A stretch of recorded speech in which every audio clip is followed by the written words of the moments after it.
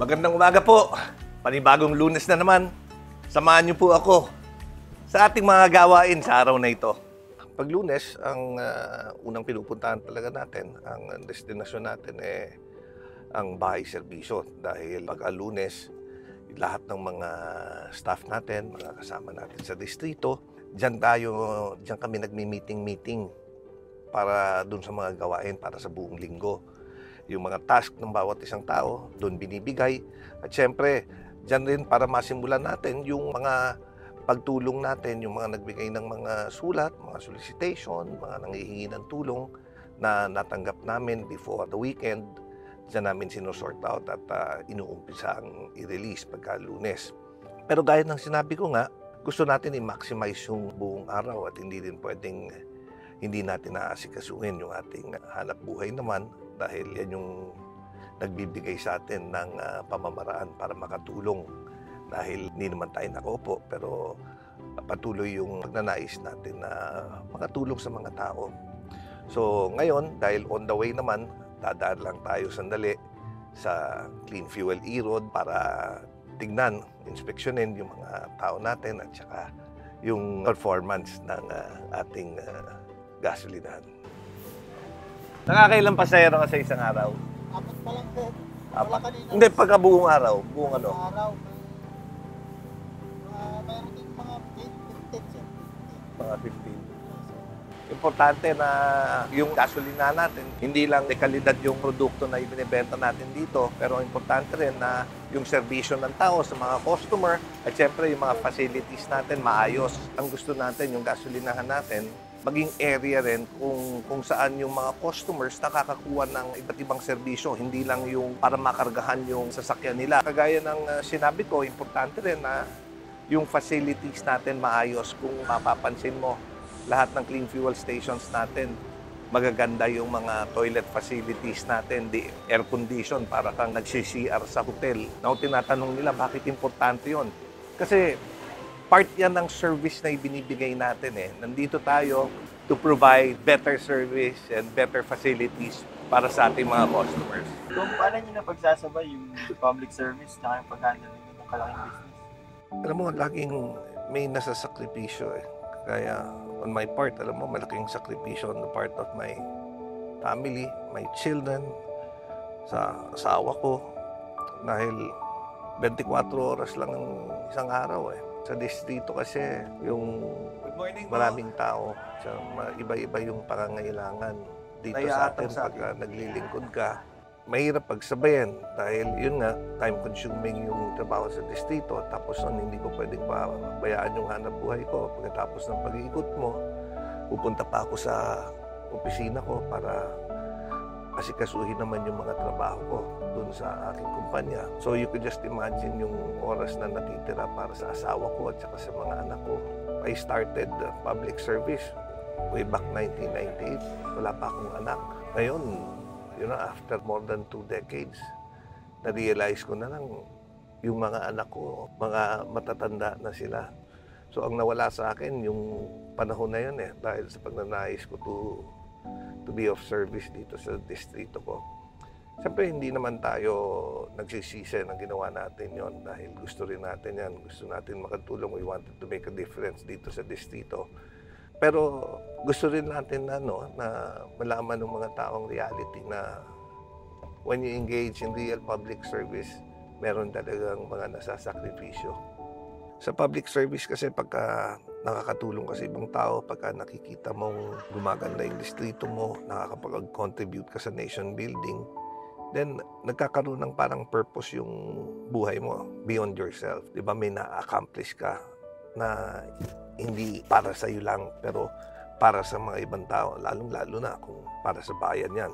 Pero kagaya ng sinabi ko, may sakripisyo na laging involved. On my part, yung naging sakripisyo dyan na kinain mo is yung time para sa sarili mo, time para sa anak mo. Dahil buong araw, puno na yung schedule mo, meron kang kailangan gawin. Obligasyon araw-araw na kailangan pasukan eh. So in that sense, yung gusto kong gawin, hindi ko magawa dahil meron akong obligasyon, responsibilidad na kailangan gawin. Same thing sa pamilya ko. gusto mong lagi silang kasama, pero there are times hindi ka makapag-dinner kasama nila. Those are the things na kaakibat ng serbisyo. Ito, dumating na tayo sa bahay serbisyo. Maraming tao dito. Ito yung tinatawag kong People's Day, kung saan yung both yung mga barangay officials at yung mga residente ng aking distrito ay lumalapit para kausapin ako, para magsabi ng kanilang pangangailangan. So, marami nagtatanong, bakit tinuloy-tuloy ito? Wala na naman ako sa government service. Bakit andito pa rin tayo? Alam mo, since 1998, ginagawa ko na ito. Hindi ko na maalis sa sarili ko na ituloy yung pagtulong as long as may capacity tayo na tumulong. Siguro, yun lang ang iba lang, parang hindi na lang natin magawa yung pagtulong na nagagawa natin kagaya nung nakaupo tayo, especially in terms of yung development ng district and legislation.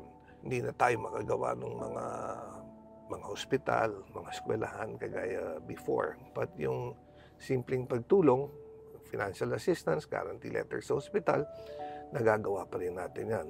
Ang gusto nga lang natin maintindihan ng mga tao na sana maintindihan nila na talagang mas limitado yung capacity natin sa pagtulong dahil madaming lumalapit eh.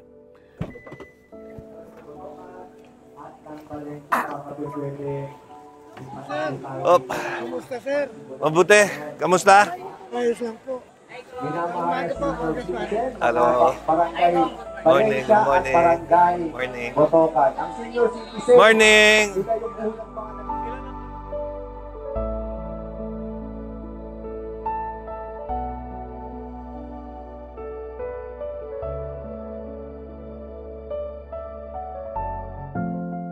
So, nandito tayo sa Basic Transport Management Corporation. Alam niyo, nung pagka-graduate ko, habang nag-aaral ako ng law school, nung pagka-graduate ko ng college, gusto ko pang mag-aaral ulit ng law school. Pero at that time, hindi naman pwedeng hindi ako nagtatrabaho. Kailangan na maghanap din ng pagkakakitaan. So, that was a time na nanghiram ako ng pera sa nanay ko. Bumili ako ng mga second-hand unit na taxi. Mga 5 taxi yung nabili ko at that time na segunda mano. At dahan-dahan, napagtyagaan kong mapalaki.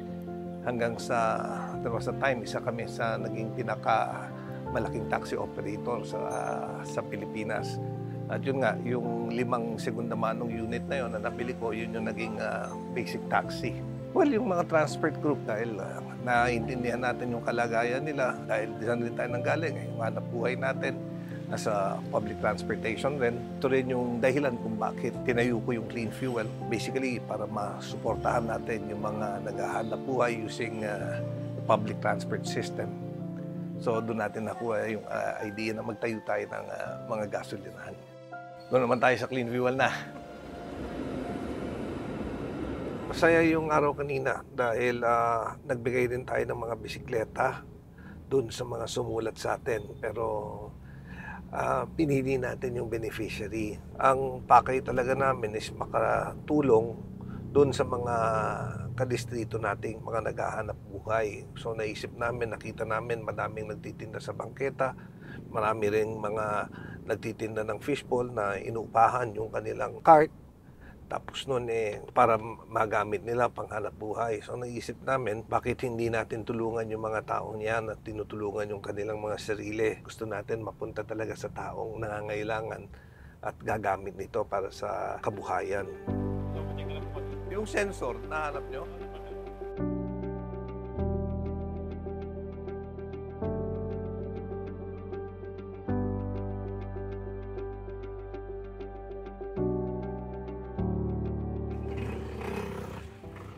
Kamusta? Tama-tama. Evening. Oo, express. Evening. Good evening, good evening. Hello. Good evening. Basta, mag-iingat na lang kayo. Ha? Condolence ha. Hindi ako magtagal. Dapat po. Sige po. Nay. Kumusta na yung court nyo? Evening. Sige Sige po. Maraming salamat sa pagsama sa akin ngayong araw na ito. Mula kaninang umaga, pag-alis natin sa bahay, pagpunta sa district office, pag-ikot sa basic, pagpunta sa clean fuel, sa akin opisina, at hanggang ngayong gabi sa ating pagbisita sa Patay. Ito yung full day natin na halos araw-araw. Ganito yung ginagawa natin. Ang nawala lang dito, siyempre, yung parte ng legislative work na ginagawa ko. Pero natutuwa pa rin ako na meron pa rin tayong opportunity o pagkakataon makatulong sa mga tao. So muli, maraming salamat sa inyong lahat.